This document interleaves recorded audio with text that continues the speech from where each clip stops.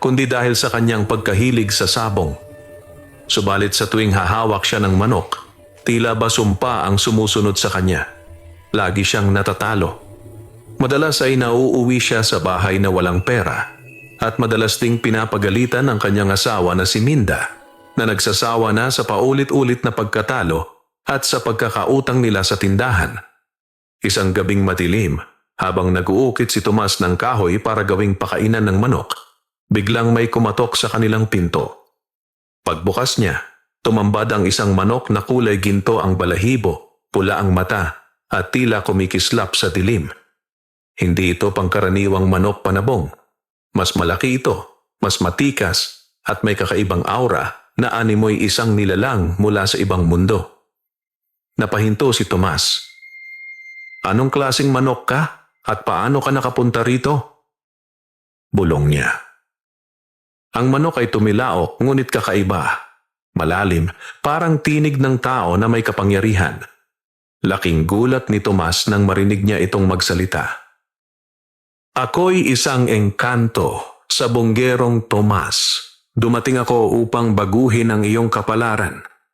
Napalunok si Tomas, nanginginig ang tuhod.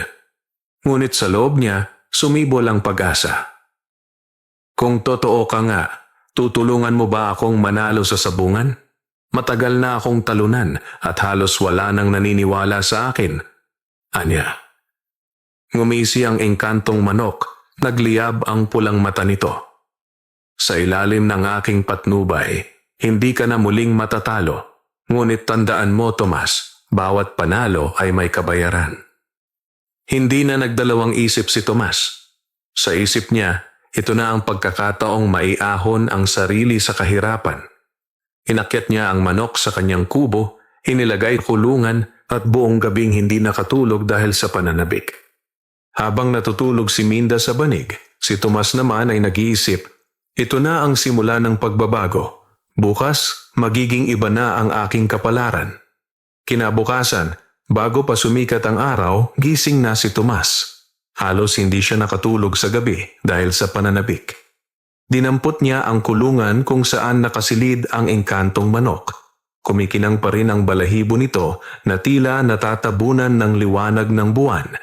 At ang matay pulang-pula na wari apoy na hindi namamatay. Pagdating niya sa sabungan, marami ang napaawang ang bibig at nagbulungan. Uy, tingnan nyo, bagong manok ni Tomas. Abay parang ginto ang balahibo. Siguro naman ngayon, mananalo na siya. Kung hindi pa rin, ewan ko na lang. Sa dami ng pagkatalo ni Tomas noon, halos wala nang gustong tumaya sa kanya. Subalit ngayon, kahit ang mga veteranong sabongero ay napatingin ng 2 beses sa kanyang dala.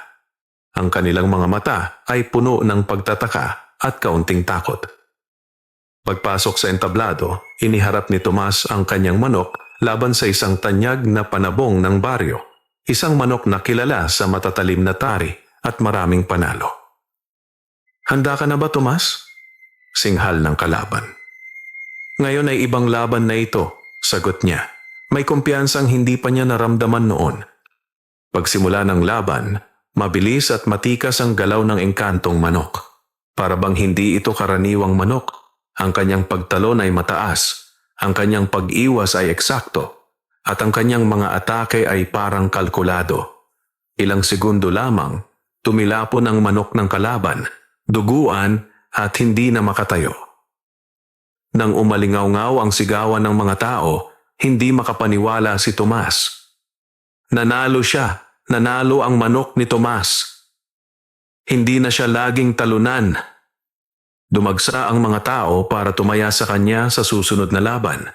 At totoo nga, sa sunod na sabong, walang mintis ang engkantong manok. Lahat ng kalaban ay bumagsak. Halos hindi makapaniwala si Tomas. Hawak niya ang premyong pera, mabigat at makapal. Ngayon lamang siya nag-uwi ng ganito karami. Pagdating sa bahay kubo, ibinuhos niya ang salapi sa harapan ni Minda. Mga Diyos ko, Tomas, ang dami nito. Paano nangyari ito? Gulat na sabi ng kanyang asawa. May bago akong manok. Hindi na tayo magugutom, Minda. Ito na ang simula ng pagbabago. Sagot ni Tomas, halos nanginginig sa tuwa. Ngunit habang pinagmamasdan ni Minda ang engkantong manok na nasa kulungan, napansin niyang kakaiba ang titig nito. Parang mata ng isang tao, nagbabantay, nagmamasid. Sa kanyang dibdib, may mumunting kaba na hindi niya maipaliwanag.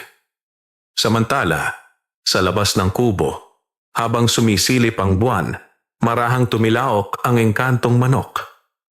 Ngunit ang tilaok nito ay hindi para sa lahat ng tao. Isang babala na tanging kalangitan lamang ang nakauunawa. Nagsimula na ang kapalaran ng sabungerong ito. At darating ang araw na sisingilin ko ang kabayaran. Mabilis na kumalat sa buong baryo at karatig na bayan ng balita tungkol kay Tomas at sa kanyang mahiwagang manok. Sa bawat sabungan na kanyang pinupuntahan, hindi lang siya basta nagiging panalo. Siya ang nagiging sentro ng lahat ng usapan. Si Tomas na laging talo, siya na ngayon ang hinahamon ng mga kilalang sabungero. Bulong ng isang lalaki. Hindi ko alam kung anong sekreto niya, pero parang immortal ang manok niya. Sagot ng isa. Linggo-linggo, umuuwi si Tomas na may daladalang salapi. Nabago ang anyo ng kanilang kubo mula sa sira-sirang dingding na pawid. Napalitan ito ng bago at matibay na kawayan. Nabili rin niya ng mga bagong damit si Minda. At ang kanilang anak na si Junjun ay nagkaroon ng tsinelas na unang beses niyang suot. Ngunit sa kabila ng lahat, may kakaibang pangyayari tuwing gabi. Bago matulog, naririnig ni Tomas ang kanyang manok na tila nakikipag-usap, hindi sa tilaok kundi sa bulong na parang tinig ng tao. Huwag mong kalilimutan, Tomas. Ang panalo ay hindi libre. Lahat ng ito ay may katumbas. Minsan ay nagtangka siyang tanungin ang engkantong manok, ngunit sa tuwing bubuksan niya ang kulungan, ordinaryong tilaok lamang ang sagot. Wari naglalaro ang nilalang sa kanyang isipan, pinaparamdam na siya ay pinapaboran, ngunit binabalaan din. Dumating ang araw na inimbitahan si Tomas sa isang malaking sabungan sa bayan. Ang mga pinakakilalang sabungero mula sa malalayong lugar ay naroon, dala-dala ang kani-kanilang pinakamalalakas na manok. Mayayaman, mga politiko, at mga tanyag na tao, lahat ay nagnanais makita kung totoo ang balita tungkol sa manok ni Tomas. Sa entablado, inilabas ang kanyang engkantong manok. Agad na napuno ng bulungan ng paligid. Hindi ako nagkamali. Iyan nga ang manok na sinasabi nila. Parang kumikislap ang balahibo. Kung mananalo siya rito, wala na siyang kapantay. Nang magsimula ang laban, muling ipinamalas ng engkantong manok ang kakaibang liksi. Ang bawat atake ay mabilis at matalim, at bago pa makabawi ang kalaban, bumagsak na ito, duguan at wala ng laban. Ang sigawan ng tao ay umalingaw-ngaw, at si Tomas ay halos malunod sa papuri at alok ng mga bagong kaibigan na nais sumama sa kanyang tagumpay. Ngunit habang lumalalim ang gabi, habang numinipis ang hangin at lumalakas ang ulan, muling nagsalita ang engkantong manok sa kanyang panaginip. Tomas, alalahanin mo ang aking sinabi.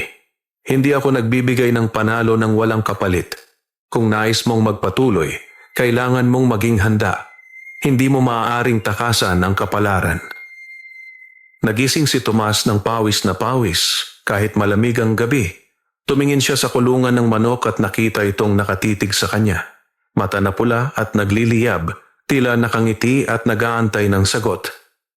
Sa kanyang puso, may halong tuwa at pangamba. Totoo ngang umaangat na ang kanyang buhay, ngunit nagsisimula ring pumasok ang takot. Ano ang hinihingi ng engkantong manok bilang kapalit? Lumipas ang mga linggo at lalo pang dumami ang tagumpay ni Tomas.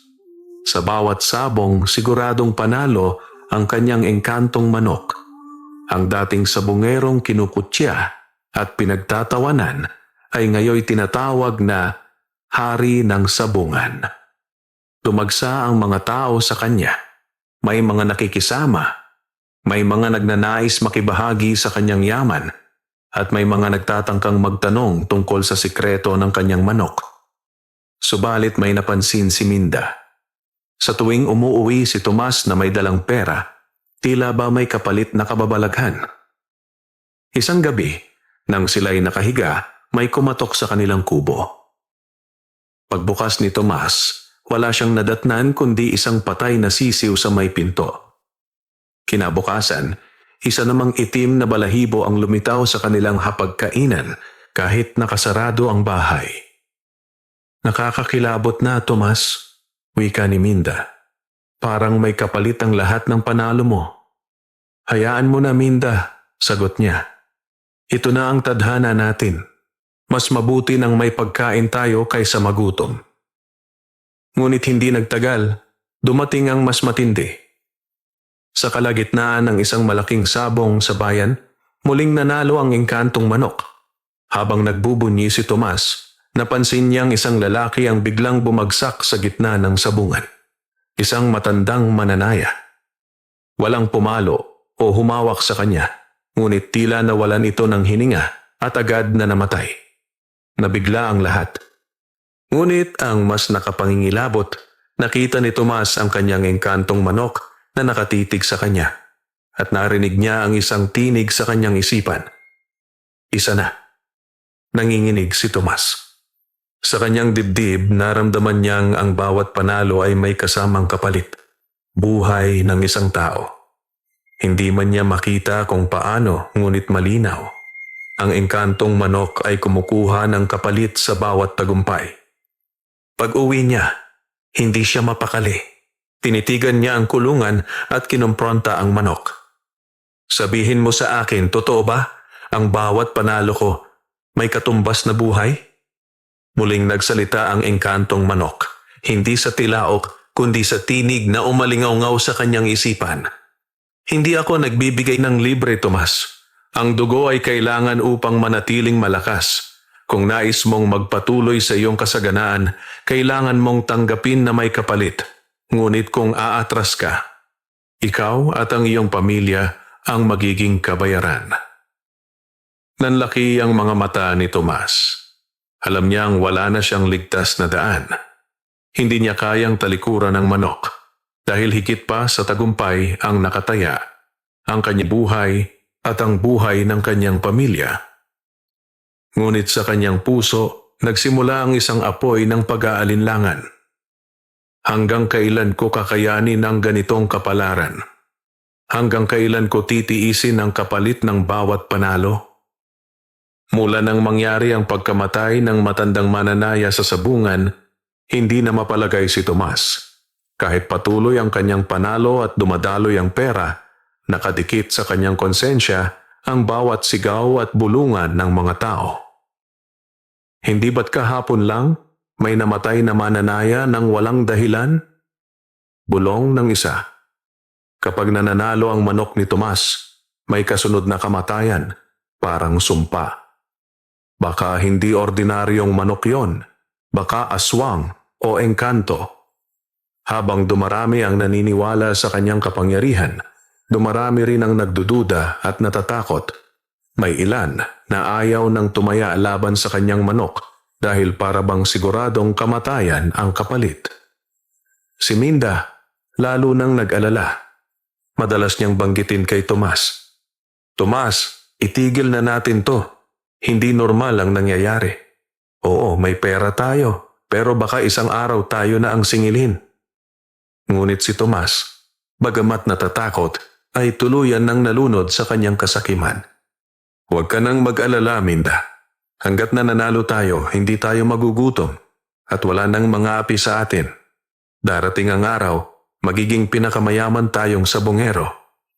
Ngunit sa kaloob-looban niya, alam niyang hindi iyon totoo. Sa bawat panalo, naririnig niya ang tinig ng engkantong manok. 2 na, 3 na, 4 na. Parang bilang ng mga kaluluwang isinakripisyo para sa kanyang tagumpay. Isang gabi, may kumatok muli sa kanilang kubo.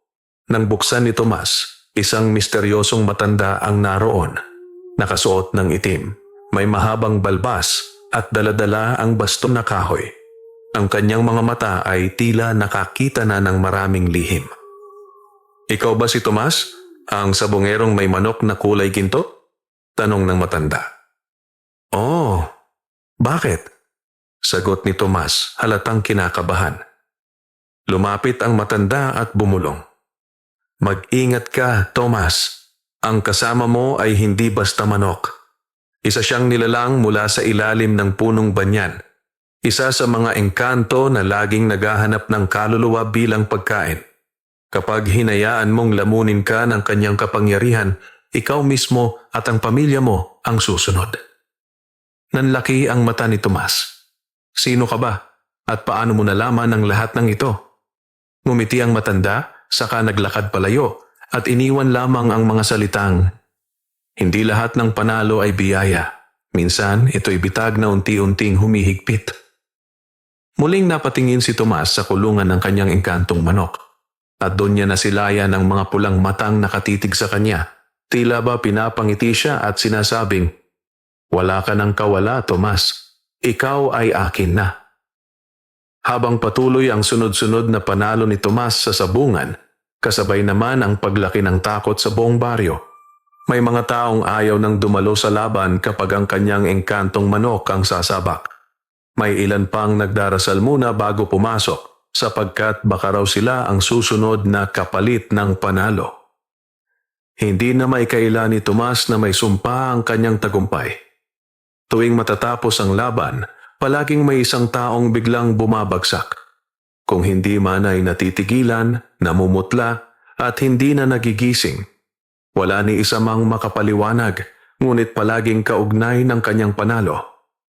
Sa bawat gabing dumarating, lumalakas din ang tinig ng engkantong manok sa kanyang isipan. Lumalakas ka, Tomas, ngunit tandaan mo, habang lumalakas ka, lalong lumalalim ang utang mo sa akin. Isang gabi, nagising si Minda dahil sa kakaibang ingay. Pagbukas niya ng pinto ng kubo, nakita niya ang manok na nakawala sa kulungan. Nakatayo ito sa gitna ng bakuran, nakatingala sa buwan, at tila ba may binubulong sa hangin. Ang kanyang balahibo ay kumikislap ng ginto at ang kanyang mga mata ay nagliliyab ng pulang apoy. Mahal na Diyos, bulong ni Minda habang nanginginig. Biglang lumingon ang engkantong manok sa kanya at sa mga mata nito nakita niya ang anyo ng isang lalaking hindi tao. Isang nilalang na may sungay, matalim na ngiti at katawan na parang usok. Halos hindi makasigaw si Minda. Agad siyang pumasok at niyugyog si Tomas. Tomas, gumising ka. Hindi na ito tama. Ang manok mo, hindi siya basta manok. Nilalang siya ng kadiliman. Ngunit sa halip na makinig, nagalit si Tomas. Tigilan mo yan, Minda. Huwag mong siraan ang tanging dahilan kung bakit tayo nabubuhay ng maayos ngayon. Kung hindi dahil sa manok na yan, gutom na naman ang aabutin natin. Pero Tomas, nangingilid ang luha ni Minda. Anong halaga ng pera kung kapalit nito ay kaluluwa ng mga tao? Hindi mo ba nakikita? Bawat panalo mo ay may kasamang kamatayan. Ngunit tinakpan ni Tomas ang kanyang tenga. Pilit inaalis ang lahat ng pagdududa. Ang kasakiman at pananabik sa tagumpay ay lumalamon na sa kanya. Kinabukasan, tumagsa ang mga tao sa kanilang kubo. Hindi para bumati, kundi para manisi. Tomas, ikaw ang dahilan ng mga pagkamatay. 2 mananaya na ang namatay kagabi matapos kang manalo. Ibenta mo na ang manok mo, sunugin mo na, bago pa kami lahat lamunin ang sumpa mo. Ngunit si Tomas, imbes na matakot, ay ngumiti lamang at mariing sagot. Walang makakapigil sa akin. Ito ang kapalaran ko. Kung ayaw nyo, huwag kayong makisali. At mula sa likod ng kulungan, muli niyang narinig ang tinig ng engkantong manok. Tama ka, Tomas. Ikaw ay sa akin na. At ang lahat ng ito ay simula pa lamang. Lumipas ang ilang linggo at si Tomas ay lalo pang sumikat sa buong lalawigan. Hindi lamang sa baryo kundi maging sa mga karatig bayan. Siya ang tinitingala bilang pinakamapanganib at pinakamalakas na sabungero. Ngunit kasabay ng kanyang kasikatan ay dumami rin ang mga katahimikan ng mga tao. Wala nang humahamon dahil natatakot silang sila ang susunod na magiging biktima ng sumpa. Sa halip na magduda, lalo lamang lumakas ang kasakiman ni Tomas. Inilaan niya ang kanyang oras sa pagpapayaman. Binili ang lupa ng ibang magsasaka, bumili ng kalabaw at kariton, at pinagawa ang kanilang bahay kubo para maging mas malaki at matibay. Ngunit kahit anong ganda ng kanyang ari-arian, tila ba may laging kulang. Ang kanyang puso ay hindi na payapa. Isang gabi, napahimbing si Tomas. Ngunit sa kanyang panaginip, nagising siya sa gitna ng sabungan na puno ng dugo. Lahat ng tao roon ay nakahandusay. Mga mananayang kilala niya, mga kaibigan at maging ang mga nakaraang kalaban. Lahat sila ay nakatingin sa kanya, walang buhay ang mga mata. Sa gitna ng sabungan, naroon ang kanyang engkantong manok. Ngunit hindi na ito manok. Unti-unti itong nagbagong anyo. Naging isang nilalang na kalahating tao, kalahating ibon. Ang katawan ay natatakpan ng gintong balahibo at ang mukha ay mapanlinlang na may ngisi. Sa mga mata nito, nagliliyab ang apoy ng impyerno. Tomas, wika ng nilalang sa malalim na tinig, marami ka nang naibigay sa akin. Ngunit hindi pa sapat. Malapit na ang oras na ang pinakamahalaga sa iyo ang magiging kapalit. Nagising si Tomas na pawis, hingal at halos hindi makagalaw. Nilingon niya ang kulungan ng manok at doon, sa dilim ng gabi, nakita niya ang dalawang matang pulang-pula nakatitig sa kanya. Parang sinasabi, hindi ito panaginip, katotohanan ito. Kinabukasan, habang naglalaro si Junjun, lumapit siya sa ama. Itay, bakit iba ang manok mo? Kapag tinitigan niya ako, parang galit siya. Para siyang tao, hindi manok. Nabigla si Tomas. Mabilis niyang nilapitan ang anak at pinisil ang balikat nito. Huwag mong tingnan ng matagal, anak. Hindi mo siya dapat lapitan. Ngunit sa isip niya, dumaloy ang kaba. Pati ba ang anak ko? Nakikita na ang tunay na anyo niya? Muling bumalik ang misteryosong matanda na unang nagbabala kay Tomas. Pumasok ito sa kanilang bakuran at diretsyong tiningnan ang kulungan ng engkantong manok. Sinabi ko na sa iyo, Tomas, mariin itong wika. Hindi ordinaryo ang nilalang na yan. Isa siyang tagapamuksa, isang engkantong nangunguha ng kaluluwa upang palakasin ang sarili. Kapag hindi mo siya iniwan, hindi lang mga tao sa baryo ang mamamatay. Pati pamilya mo ay hindi ligtas. Galit na sinagot ni Tomas. Umalis ka rito, wala kang karapatang pakialaman ang buhay ko. Ngumiti ang matanda, malungkot at puno ng awa. Hindi mo pa nakikita, Tomas, pero darating ang oras mapapansin mo, ikaw mismo ang naglulubog sa iyong sarili. At kapag dumating na ang singilan, wala ka nang magagawa. Umalis ang matanda, iniwan si Tomas na nanginginig sa inis at takot. Sa gabing iyon, bago pumikit si Tomas, muling nagbuntong hininga ang engkantong manok. At sa malinaw na tinig, bumulong ito. Malapit na, Tomas. Malapit na ang kapalit na pinakamahalaga sa iyo. Lumipas ang mga araw, at kahit pilit ikinukubli ni Tomas ang kanyang takot, ramdam ng kanyang pamilya ang bigat ng sumpang unti-unting lumalamon sa kanila. Si Minda ay laging balisa at si Junjun ay madalas umiiyak sa gabi, sinasabing may nakikita siyang lalaki na may pakpak na nakatayo sa tabi ng kanilang kubo. Isang hapon, habang naglalaro si Junjun sa bakuran, bigla itong natumba at nawalan ng malay. Dali-daling lumapit si Minda at isinugod sa loob ng kubo. Ngunit kahit anong gising nila, hindi ito magising. Ang bata ay malamig ang katawan, ngunit humihinga pa. Diyos ko, Tomas, iyak ni Minda. Anak natin. Baka ito na ang sinasabi kong kapalit. Baka si Junjun na ang kukunin ng manok na yan. Nagpupuyos sa takot at galit si Tomas. Agad niyang hinarap ang engkantong manok sa kulungan. Anong ginawa mo sa anak ko? Sagutin mo ako. At sa unang pagkakataon, hindi lamang sa kanyang isipan narinig ang tinig ng manok, kundi sa mismong bibig nito. Hindi pa siya kinuha. Ngunit malapit na, Tomas. Ang iyong anak ang magiging pinakamasarap na kapalit ng lahat ng iyong tagumpay. Nanlumo si Tomas para siyang binuhusan ng malamig na tubig. Mahal na Diyos, tama na Tomas. Hagulgol ni Minda habang yakap si Junjun. Sinabi ko na sa'yo, tigilan mo na ang sabong. Sunugin mo na ang manok na yan bago tuluyang mawala sa atin ang lahat. Ngunit si Tomas, bagamat basag ang puso, ay hindi makakawala sa pagkakatali sa engkantong manok. Alam niyang kung susubukan niyang suwayin ito, baka silang lahat ang mapahamak. Hindi ko kaya, Minda. Umiiyak na sagot ni Tomas. Kung sisirain ko siya, tayo ang papatayin niya. Wala tayong laban sa kanya. Kinagabihan, muling nagpakita ang engkantong manok sa kanyang tunay na anyo. Sa paningin ni Tomas, ito'y unti-unting lumaki. Ang balahibo'y naging apoy na ginto at sa bawat tibok ng kanyang pakpak ay umuugong ang hangin. Nakatayo ito sa gitna ng kubo, nakatitig kay Junjun na nakahiga pa rin, walang malay. Panahon na, Tomas, ang iyong anak ang aking kabayaran. Agad na yumakap si Tomas sa anak, tinutukan ng kanyang katawan ng manok. Huwag!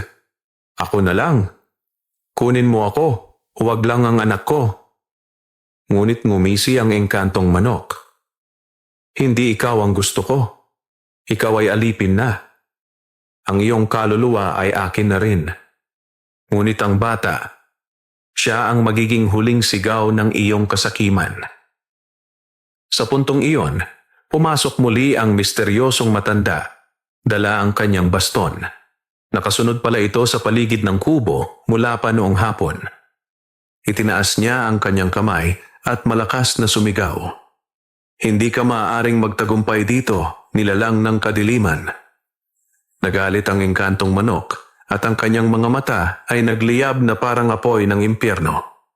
Ngunit bago pa magsimula ang sagupaan, narinig ni Tomas ang tinig ng matanda. Tomas, isa lang ang paraan para mailigtas ang iyong anak. Ikaw mismo ang dapat pumili kung alin ang mas mahalaga sa iyo. Ang yaman at tagumpay o ang iyong pamilya. At sa unang pagkakataon, naramdaman ni Tomas na siya ay itinataya sa isang pasya na magpapasya sa kapalaran nilang lahat. Umugong ang hangin sa loob ng kubo. Ang mga dingding na kawayan ay tila nagngangalit at ang bubong na pawid ay nanginginig na parang sasabog anumang oras. Ang engkantong manok sa kanyang tunay na anyo, nilalang na kalahating ibon at kalahating demonyo ay nakatayo sa gitna. Ang mga matay naglalagablab at ang pakpak ay bumabalot ng dilim. Nakahiga pa rin si Junjun, walang malay. Hawak siya ni Minda, umiiyak at nagmamakaawa. Tomas, gawin mo na ang tama. Piliin mo ang anak natin. Ngunit si Tomas ay nanginginig. Ang kanyang mga kamay ay puno ng pawis. At ang kanyang puso ay humahati sa dalawang boses. Ang tinig ng kanyang kasakiman na nagsasabing, huwag mong talikuran ang lahat ng yaman at kapangyarihan. Wala ka ng halaga kapag bumalik ka sa pagiging mahirap. At ang tinig ng kanyang pagmamahal na humihikbi sa kanya, ano ang halaga ng lahat kung mawawala ang iyong pamilya? Lumapit ang matanda, itinapat ang kanyang baston sa engkantong manok. Tomas, makinig ka. Isa lang ang paraan para talunin ang sumpa. Kailangan mong talikuran ang kasakiman at yakapin ang sakripisyo. Kung hindi, kakainin ng nilalang na ito ang lahat ng mahal mo. Ngumisi ang engkantong manok at sa tinig na umalingaw-ngaw sa buong kubo, wika nito. Hindi ka makakaligtas, Tomas. Ako ang nagbigay ng lahat ng tagumpay mo. Ako rin ang huhukay ng libingan ng iyong pamilya. Isa lang ang hinihingi ko, ang kaluluwa ng iyong anak. Humawak si Tomas sa kanyang dibdib nagluhod sa harap ng kulungan kung saan nagsimula ang lahat. Tumulo ang kanyang mga luha. Patawarin mo ako, Minda. Patawarin mo ako, anak. Ako'y nabulag ng kasakiman. Tumayo siya, humawak ng gulok na ginagamit niya sa bukid, at buong lakas na humarap sa engkantong manok. Kung ako ang iyong alipin, hayaan mong ako ang kapalit. Ako na lang, huwag ang aking anak. Ngunit humagalpak ng halakhak ang nilalang. Hindi mo na maiaalay ang sarili mo, Tomas. Pag-aari na kita. Ang kaluluwa ng bata ang kailangan ko. Sa desperasyon, sumigaw si Tomas at itinaas ang gulok. Kung ganoon, mas mabuti pang mawala ako sa lahat kaysa hayaang lamunin mo ang anak ko. Sa isang iglap, bago makagalaw ang engkantong manok, ibinagsak ni Tomas ang gulok. Hindi sa anak, hindi sa asawa, kundi sa sarili niyang manok. Pinupugutan ito ng ulo. Nag-ugat ang isang nakabibinging sigaw mula sa nilalang. Umalingaw-ngaw sa buong baryo. Ang katawan ng engkantong manok ay nagliyab ng apoy at naging abo. Ang dilim ay naglaho at ang katahimikan ay bumalik sa kubo. Nang bumagsak ang nilalang, unti-unting nagising si Junjun, humihinga ng normal at muling nagmulat ng mga mata. Niyakap siya ni Minda ng mahigpit, umiiyak sa tuwa. Ngunit si Tomas ay lupaypay, nakaluhod sa sahig, ang kanyang mga mata ay puno ng luha. Alam niyang natapos na ang sumpa, ngunit kasabay nito'y nawala ang lahat ng kanyang yaman at kapangyarihan. Ang kanyang pangalan bilang hari ng sabungan ay magiging alaala na lamang. Lumapit ang matanda, itinapik ang kanyang balikat. Ngayon, Tomas, natutunan mo ang tunay na halaga. Ang pamilya ay higit sa anumang yaman. Tandaan mo ito, bago pa man lumalim ang iyong sugat. Sa gabing iyon, unang beses na muling nakatulog si Tomas ng may kapayapaan. Ngunit alam niyang ang kanyang kwento ay hindi basta-basta makakalimutan ng baryo. Ang kwento ng sabongerong inalipin ng engkantong manok at ang kanyang huling sakripisyo upang mailigtas ang pamilya. Makalipas ang gabing iyon ng kaguluhan, unti-unting bumalik sa katahimikan ng buhay ni na Tomas. Wala na ang engkantong manok, wala na rin ang sumpang dumagan sa kanilang pamilya. Ngunit kasabay ng paglaho ng nilalang, ay nawala rin ang lahat ng yaman at ari-arian na ibinigay nito. Ang kanilang bahay na pinalaki at pinatibay ay biglang bumalik sa dating anyo. Isang simpleng kubo na yari sa kawayan at pawid. Ang mga kalabaw at kariton na binili ni Tomas ay parang bula na naglaho. Ang perang tinatago niya sa ilalim ng banig ay naging abo. Ngunit sa kabila ng lahat ng nawala, nanatiling buo ang pinakamahalagang yaman, si Minda at si Junjun. Wala na tayo, Tomas, ani Minda, habang nakatingin sa kubo nilang muling nagmistulang dukha. Ngunit salamat sa Diyos, buhay pa tayo, buhay ang anak natin, at yon ang mas mahalaga. Niyakap ni Tomas ang asawa at anak. Patawarin ninyo ako, nabulag ako ng kasakiman. Akala ko'y kaya kong kontrolin ang kapangyarihan, ngunit ako pala ang inaalipin nito. Simula noon, iniwan ni Tomas ang sabungan. Hindi na siya kailanman humawak ng panabong. Sa halip, bumalik siya sa pagsasaka at pagtatanim ng gulay sa kanilang bakuran. Unti-unti, natutunan niyang magtiis at mamuhay ng payak, ngunit may kasamang kapayapaan. Hindi na muling nasilayan ng baryo ang engkantong manok, ngunit ang alaala nito ay nanatili. Ang mga tao ay madalas nagkukwento tungkol kay Tomas, ang sabongerong halos lamunin ng kasakiman, ngunit nakaligtas dahil pinili ang pamilya kaysa sa kayamanan. Si Tomas, oo, bulong ng mga matatanda. Siya ang nagpapatunay na hindi lahat ng panalo ay dapat ipagdiwang. May panalong kabayaran ay higit pa sa kayang tiisin ng tao. At kapag may mga batang nagtatanong kung bakit hindi na nakikita si Tomas sa sabungan, ang mga matatanda ay tumutugon. Dahil natutunan niya ang aral.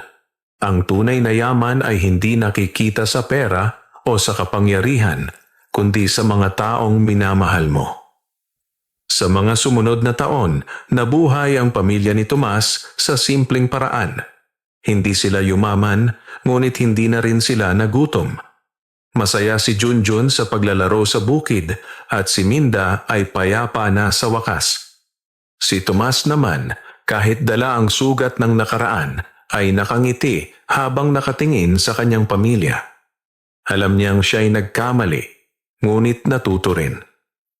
At sa bawat araw na lumilipas, ipinagpapasalamat niya na pinili niya ang pinakamahalagang panalo sa lahat, ang kaligtasan ng kanyang anak at asawa. Sa katahimikan ng baryo, minsang may maririnig na tilaok ng manok mula sa malayo. Ngunit si Tomas, sa tuwing maririnig iyon, ay pipikit lamang at magdarasal. Alam niyang hindi lahat ng tilaok ay galing sa isang ordinaryong manok, sapagkat minsan sa kanyang buhay, siya ay nakisama sa isang engkanto. At doon nagtapos ang kwento ng sabunggerong inalipin ng engkantong manok, na nagsilbing babala sa lahat. Ang tagumpay na madaling nakamtan ay may bigat na hindi mo kayang pasanin. Makalipas ang maraming taon, halos nakalimutan na ng baryo ang kwento ni Tomas at ng kanyang engkantong manok. Ngunit sa tuwing may bagong sabungerong lumilitaw, palaging naibubulalas ng mga matatanda ang alaala. Mag-ingat kayo, wika nila, sapagkat hindi lahat ng tagumpay ay galing sa pawis at tiyaga. May mga panalo ring dulot ng sumpa, at ang kapalit ay mas higit pa kaysa sa kayang ibigay ng tao. Si Tomas, na ngayoy matanda na, ay nakaupo na lamang sa harap ng kanyang kubo. Puting buhok, kulubot na mukha, ngunit may mga matang payapa. Sa tabi niya si Minda at sa harap nila si Junjun na ngayoy may sariling pamilya na. Hindi na muling bumalik si Tomas sa sabungan. Hindi na rin siya kailanman humawak ng manok na panabong. Ngunit ang kanyang pangalan ay naiwan sa kasaysayan ng baryo, hindi bilang hari ng sabungan, kundi bilang taong nakipagbuno sa sariling kasakiman at nanalo sa huli dahil sa kanyang pamilya.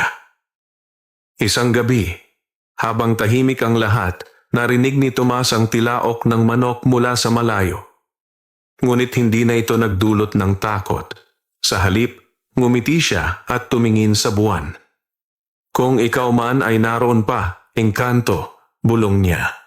Hindi mo na ako kailanman malalamon. Natutunan ko na ang halaga ng buhay at hindi mo na iyon kayang bawiin. At sa gabing iyon, tuluyan nang nawala ang anino ng sumpa sa kanyang puso.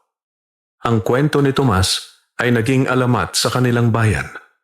At sa bawat henerasyong dadaan, ito'y isinasalaysay upang magsilbing babala.